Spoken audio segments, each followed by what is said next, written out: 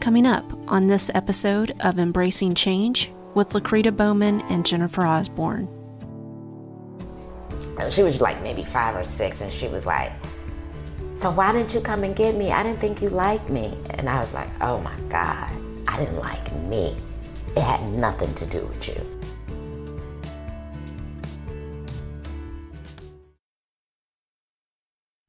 Hello, Teresa. Hello. How are you doing? I'm doing well, thank you. Yeah, this is Teresa Taylor. Hello, everyone. We're going to be doing an interview with Teresa. Just to give you some backdrop on this, Teresa is a former participant and now living a great life. How did you get involved with Having the Courage to Change?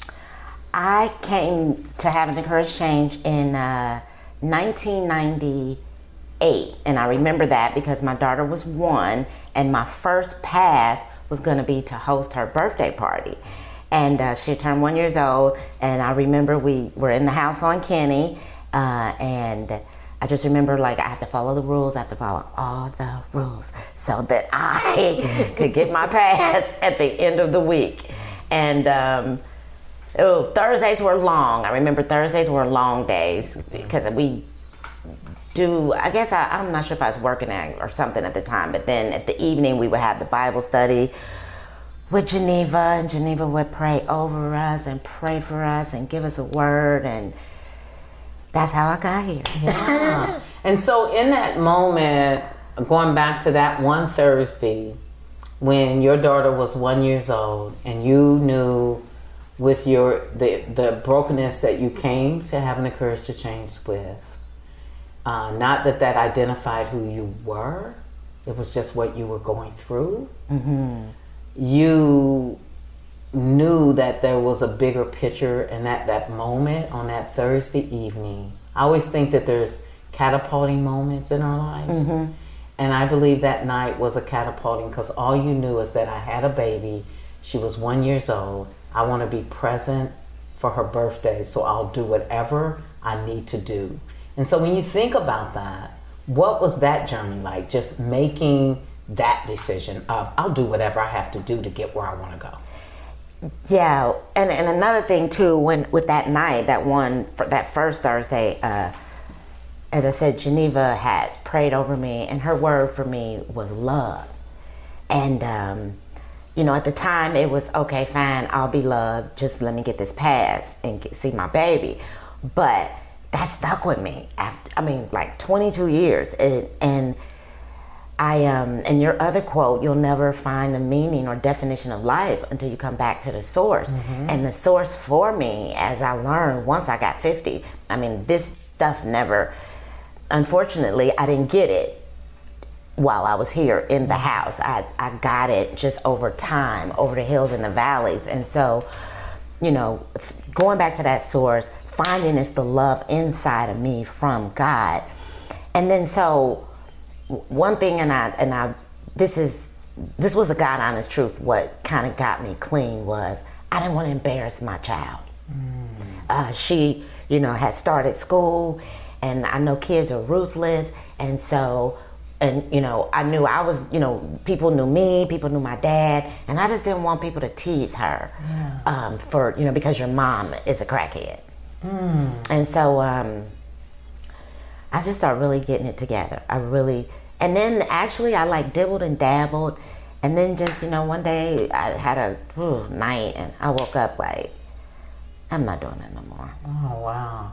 And so when you look back even in that moment, and you realize, you know what, I don't want my child to be made fun of because I know what it's like for children to hurt children, and we're already scarred. Mm-hmm. I always say there's a little girl, a little boy in all of us, mm-hmm. and however they were nurtured by nature, mm-hmm. they will develop mm-hmm. that mm-hmm. trauma, that outcome, and then they will become the projected focus of what someone else said. Mm-hmm. And so it sounds like you had another epiphany, mm-hmm. another revelational moment from the Thursday at Having the Courage to Change and love to, you know what, I have a daughter and I don't want, as going to school, be made fun of. And so in that process, what was the next steps you did to make sure that that didn't happen?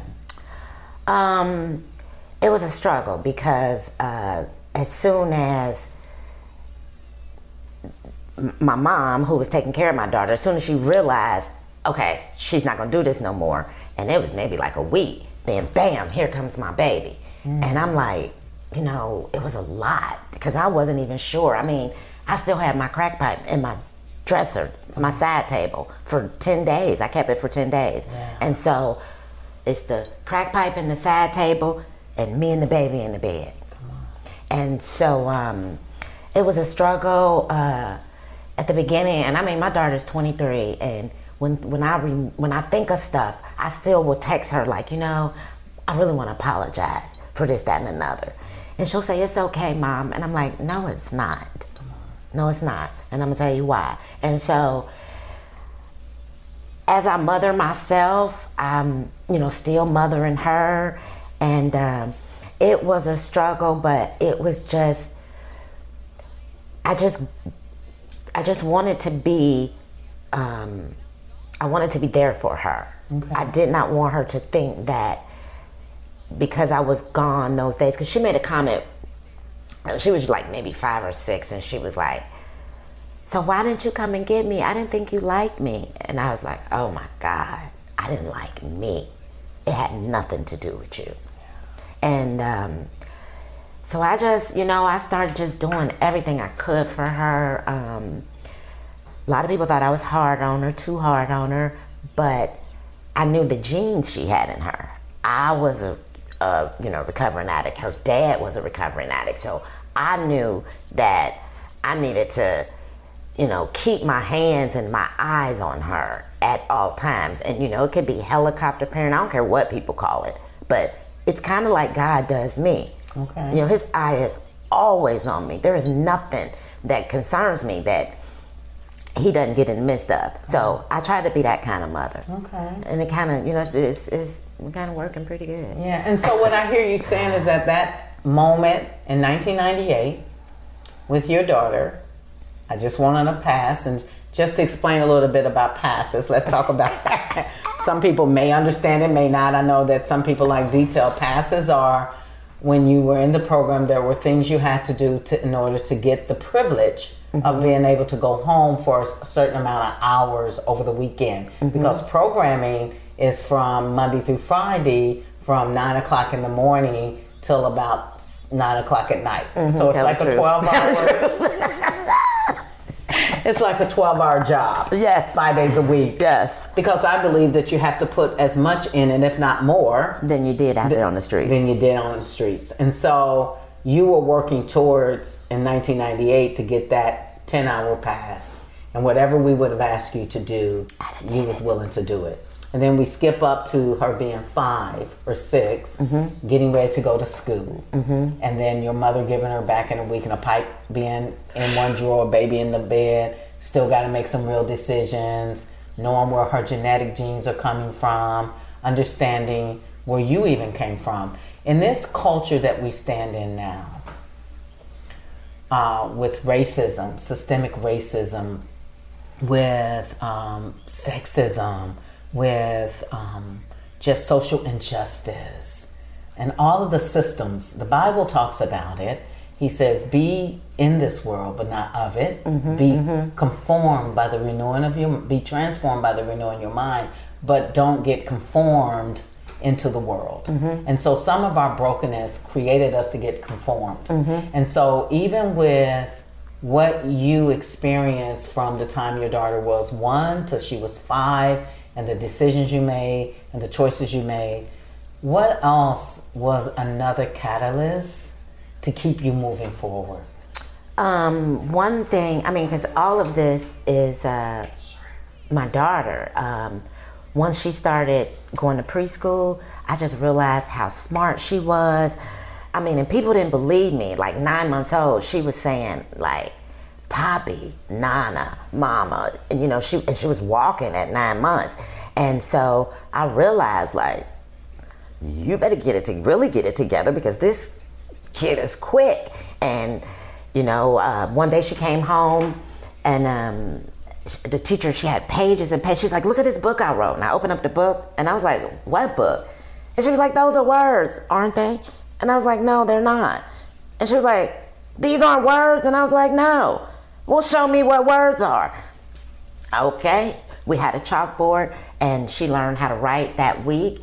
And the teacher called me like, you know, this girl can write. And I was like, yeah, why are you letting them scribble? But I just saw that I need to keep up with this child. This child is brilliant. And unless I want her to stumble and fall and bump her head like I did, I gotta stay right with her. And so that was my focus. I read that every kids magazine I could think of, they said that girls, you know, in order to do well in math and science, they needed to play with boys' toys. I went out and got hammers and nails and trucks and cars, and the sister got like a 26 on the ACT. And that's how she got her scholarship to college. So you really got focused. So you took that same energy from drugs and promiscuous and all the stuff you were enduring for your pain and put it on your passion and your purpose for your daughter.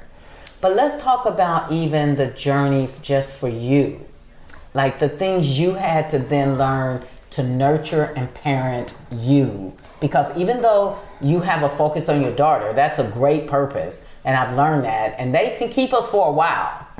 And yet, if we do not focus on the internal work of ourselves, and I want to talk a little bit like, give me some history about your parents and where you come from and where they come from. And what do you think that that as well, like could have easily been some of the systemic stuff that you dealt with, and even the emotional abuse and the codependency and, like you said, being the only girl. Talk about that.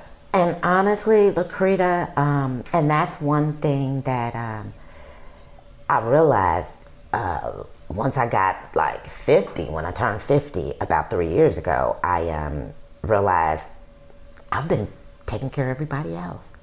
I'm not even okay.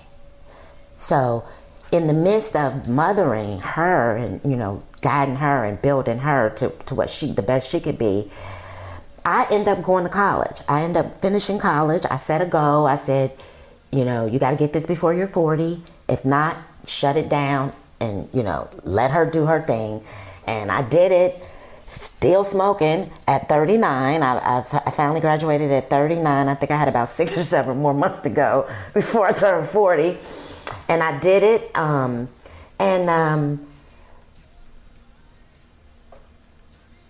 I think, okay, so my parents are from Hazard, Kentucky, from the Appalachian Mountains, and my mother didn't graduate from high school. My dad had graduated from high school. He had moved up here, stayed with his uncle, got a job at Moved in Ohio? He moved to Cincinnati. He had an uncle or a brother that lived here. No, it was his uncle. It was my grandmother's brother. But I think that I was raised to put myself last. I think watching my mother take care of, she worked all day. She came home. She had 3 kids. She had a husband. Her mom was down in North Carolina, and she kept up with her. And, there was church. There was church activities. So I learned early on that I wasn't that important. It was, you know what I'm saying? Everybody else was more important than me. Yeah, and so as a woman, I think we learned that earlier, and it sounds like even I'm going to connect it back to your daughter. As you begin to focus on your own life, you realize that I got to now step back, and what am I going to do for me? And so even at 39, going back to school, and you didn't just go get a degree in something like easy. No, I had a history degree. I did. You went and got a history degree. Honestly, it was kind of like a plan B. I didn't have a clue in college, and then I joined the military, and then, after the military, I did get an associate's degree when I was in Honolulu, because it was kind of like after work, there was really nothing else to do. So when I got my associate's degree, and like I said, I'm still going to teach. I get back here, and I'm still using drugs, and then I'm starting to commit crimes. Okay. My anger is out of control because I've been mad all my life, and I don't even know how I smoked crack that long because it just did not agree with my mental and my nervous. It did things for me that it just didn't do for other people. And now I see it was God. Because I'm not lying. I would sit in the crack house and be like, why are you letting them sit there and enjoy their high? Why I can't enjoy my high? And I just see God like, you ain't supposed to be doing this. You ain't getting ready to enjoy this. And it was never an enjoyable experience for me, and I don't know why I did it that long. Yeah. But once I went back to school, every class I was in, I would raise my hand and ask the question, and they would say, well, that's more of a history question. And I would be like, okay. And then once I did the research, I found out with my criminal record, I was not getting ready to be a teacher. And so that was devastating. Wow. It was devastating. Yeah. I mean, I actually had a relapse behind it. But then, you know, me. Resilient? Yeah, I'm going back Monday. And I went back Monday, and like I said, I finished out, you know, that quarter. And so here I am. Yeah, but then in that, it sounds like you learned a lot about your own history and about why you did what you do. Because history says his story, and it takes you back to roots of how you know what I'm saying, you have to ask questions to me in history like, who am I? Why did I do that? Where did that come from? Why is it here? So it sounds like that maybe that was also connected to your journey, was God wanted you to ask more of those kind of questions to find out about you. Exactly. And I remember I was having some issues at work, and I was crying every day when I got on my way home from work. And it was like a 45-minute ride. That's a lot of crying. This is every day. So I got home and I Googled, why do I cry every day after work? And bing, you're being sexually harassed. Are you being sexually harassed? And am I? And I had to start looking at that. And in looking at that, and I never knew. You talked about this all the time. I would read your books and be like, okay, codependent. Okay, that's not all. People be codependent. It was my codependency. Come on. My need to please. Because I had to do that at home to stay off the hot seat. With your mom or your dad? My mom. My dad was my ace. That was my ace. Okay. But there was a lot of tension there between she and I. And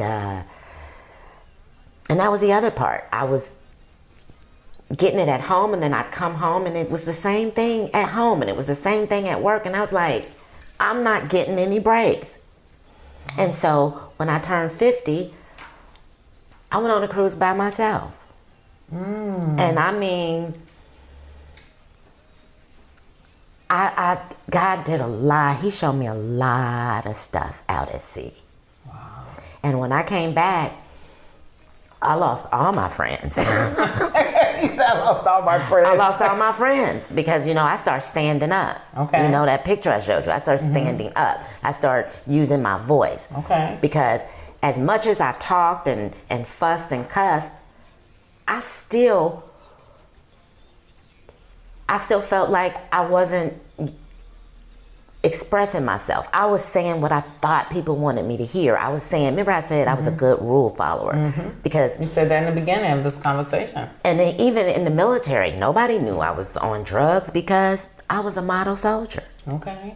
And so I realized you do a lot of stuff you don't really want to do. What was that like to have that revelation? It made me mad, and I was already mad. It made me mad, and I was already mad. And so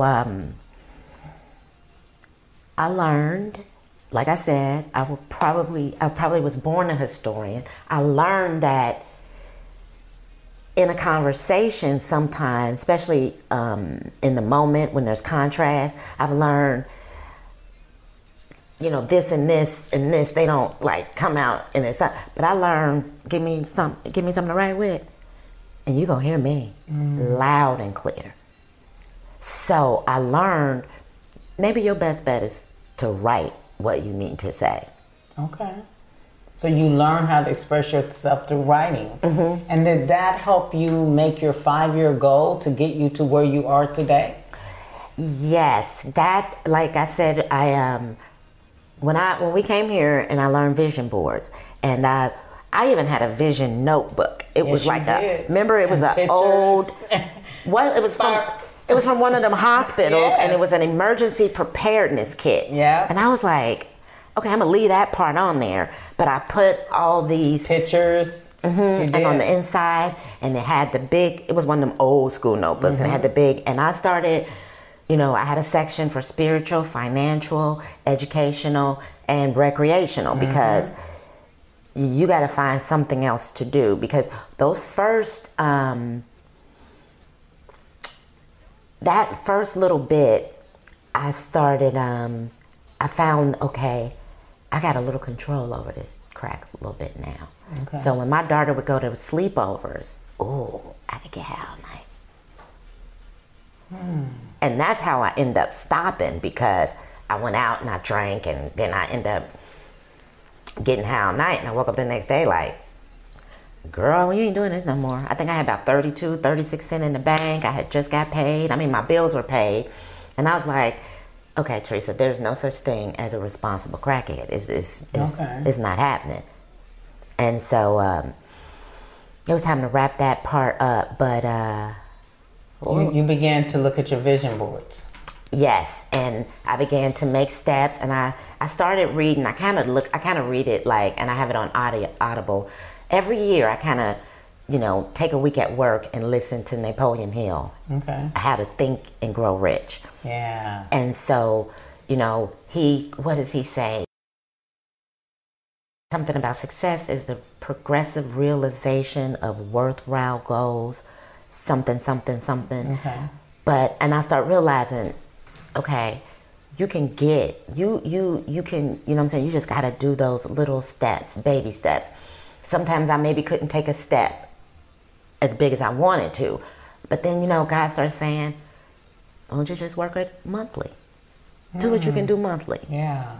And then it was funny because, remember when I read you Psalms 1 yesterday? Yes. And it talked about bearing fresh fruit every month. Yes. And so I started realizing it is very necessary to stay focused on this 5-year plan.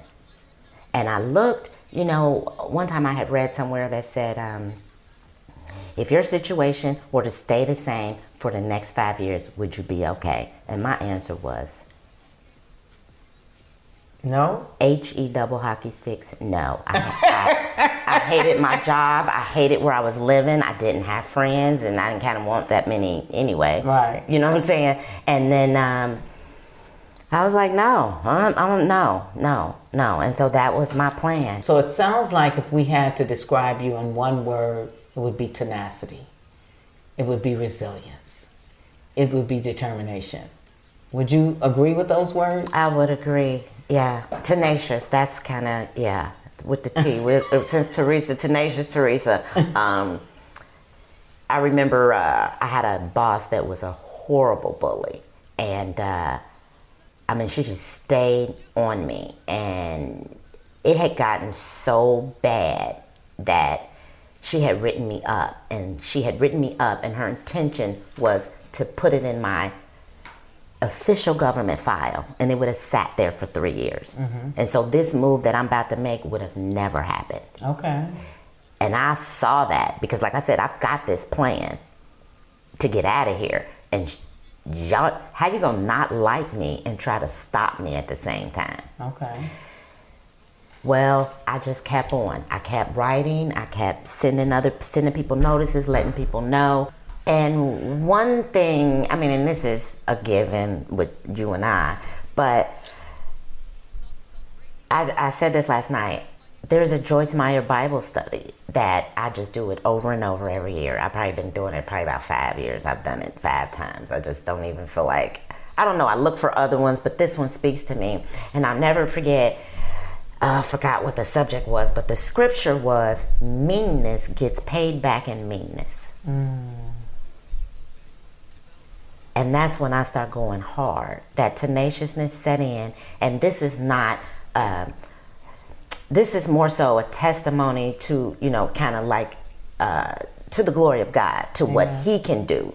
And eventually, I just picked up the phone and I called the director and I told her what I had to say, and I sent her my email with the whole rundown, and they ended up moving her. They wiped our team out, gave us all new supervisors. And that kind of set the ball rolling for me too, because I was able to do a different type of work, and that gave me more experience. And then when I had this interview, I was able to talk the talk, because the job they had me in was a tad bit like a dead end. Nobody wanted that position. It was like the worst team.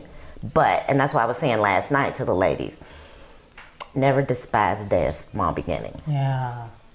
And so when you look back at all this, and as we begin to wind up this interview, and the purpose that I wanted to do this interview was because, to me, the Bible talks about leopards, and it talks about that he healed 10. And only one came back to thank him. And every now and then, you do this kind of work in recovery, and you work with people. You see them fall, you see them flounder, you see them stumble, you see them cry. I call it joy and pain.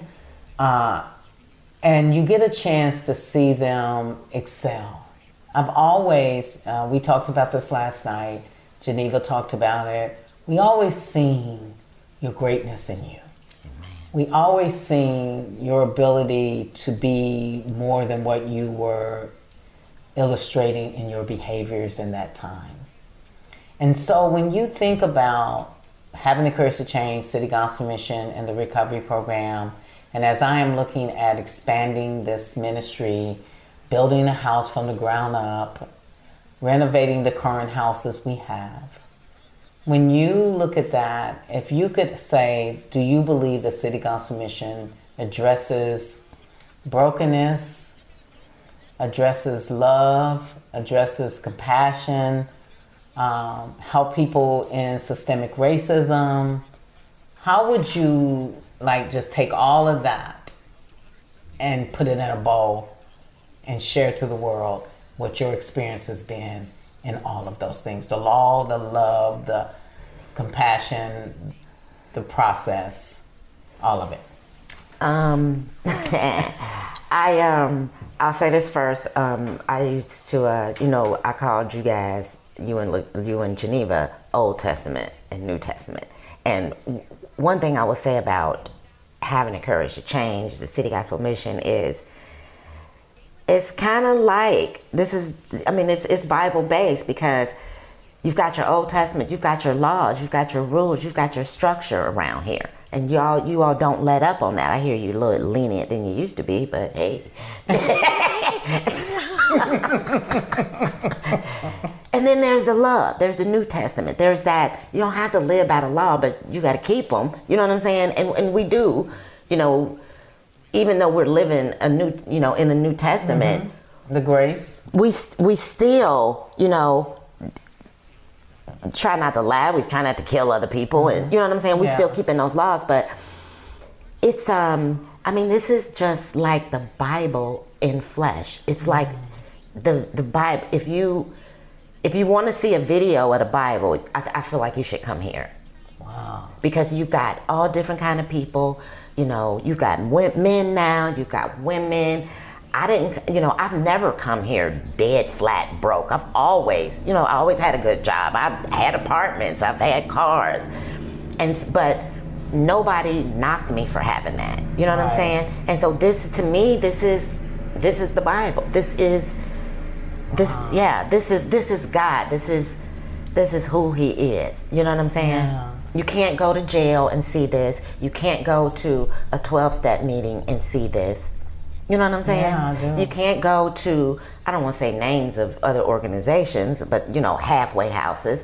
This is the only place where you can come and see God in action on a regular basis. Wow. And you know how God, we can fall in and out with him. We can fall in and out with you and come right on back. Not to take advantage of you, but that's just how God is. Yeah. Okay, I'm going to let her do her thing. She'll be back. If she don't, hey. Oh, here she comes. Hi, boo. You know what I'm saying? That's how this place is with us. Yeah, and that's why I believe that my desire is to, because we're in a culture, this is 2020, you're getting ready to leave and launch to DC with a great job with Security and Exchange Commission, which is a GS 11 through 13. I started as a 5. I've been a 5 twice. Yeah. That's what I say. Do not despise the day of small beginnings. And so, with all of that, and your daughter being her 3rd year and straight A student, the word you told me last night is that she told one of her peers, don't be talking about what you can't do, because they said I was a crackhead baby. Come on. Yeah, she told her friend, look, I'm supposed to be a crack baby, so the sky's the limit. Exactly. So we talked about Black Lives Matter last night. We talked about all the things that's happening in the culture right now. We talked about you had been sexual harassed, systemic racism in your job. We talked about your recovery. We talked about your internal work you did for yourself, discovering yourself, loving yourself.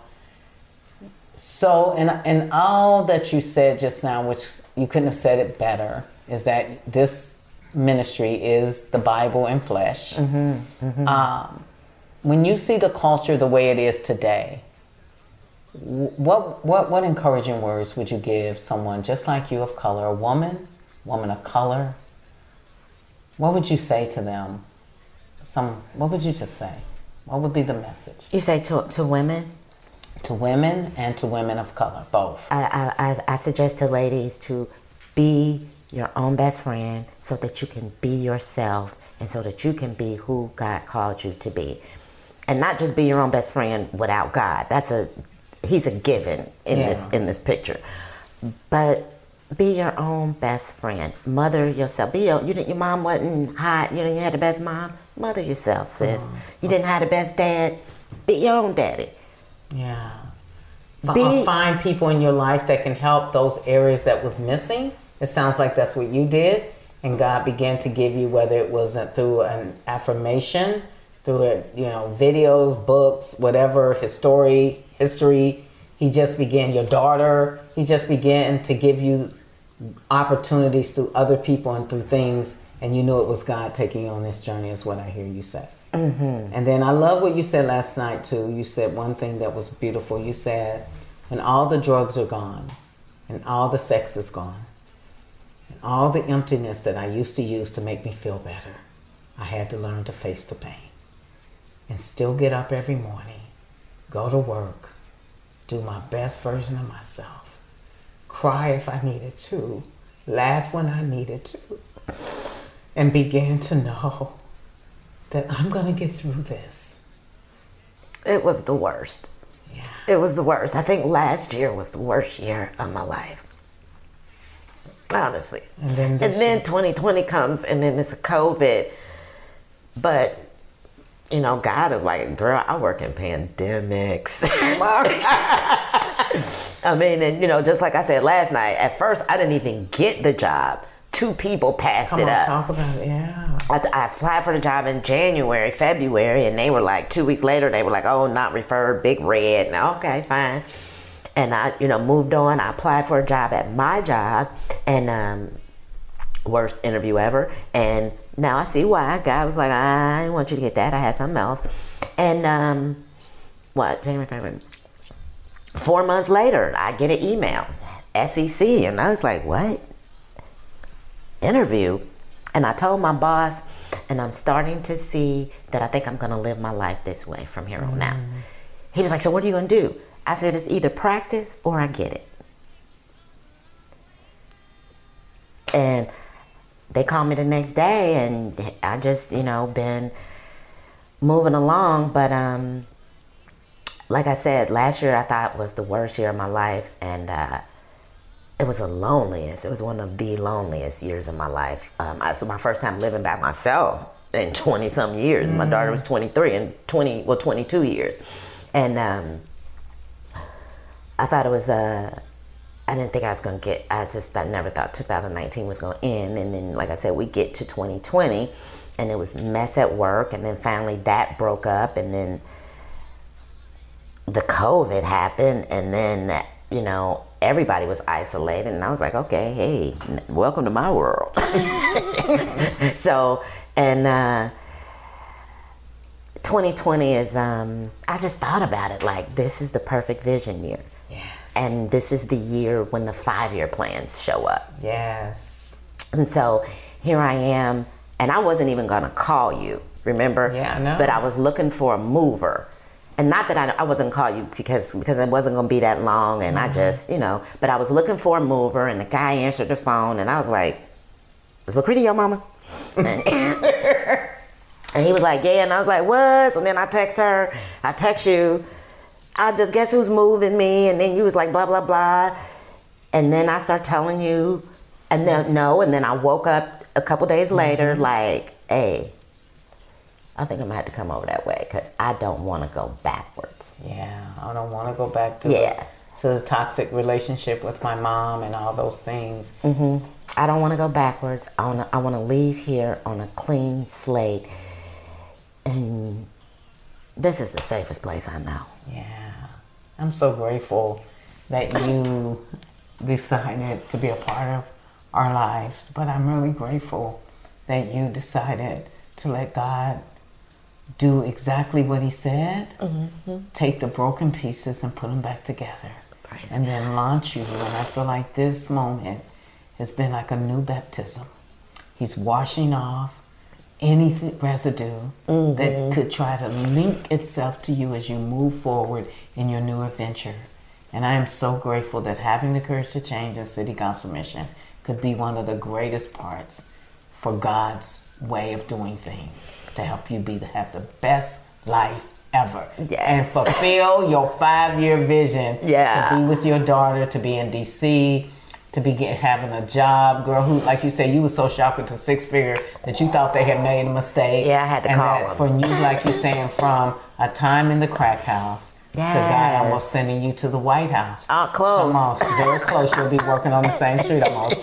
And that God says, I did it. Yes, he did. And I will continue to do it. So yes, thank you for doing this interview with me and telling your story and encouraging me, encouraging others. Thank you. Love. I love you.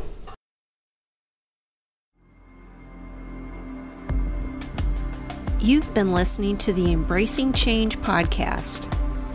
Music production and mastering by Gone Coastal Productions. Podcast editing and production by Jennifer Osborne.